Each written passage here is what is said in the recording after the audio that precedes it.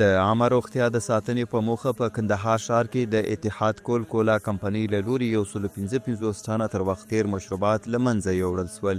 دا اقدام وروسته له هغه ترسره سو چې د یادې کمپنۍ مسؤلینو د مستهلکینو ملاتړ کمیسیون ته مراجعه وکړه او په خپل خوښه تر وخت تیر مشروبات د له منځه وړلو لپاره وسپارل.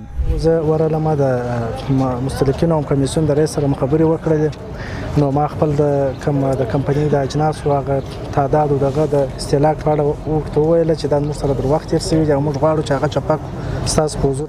د مستهلکینو ملاتړ کمیسیون د دې مسؤلانه اقدام هرکلی کړي او دا یې د عامه صحت د خوندیتوب په برخه کې یو مهم ګام بللی دی.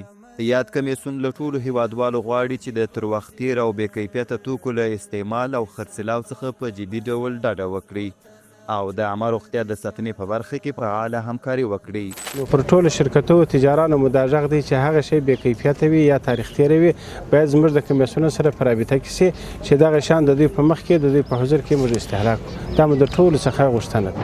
یاد کمیسیون ټینګار کوي چې که هر ځای تر وخت تیر او بې کیفیته توکي ونیول سي، قانوني چلند به ورسره ترسره کیږي.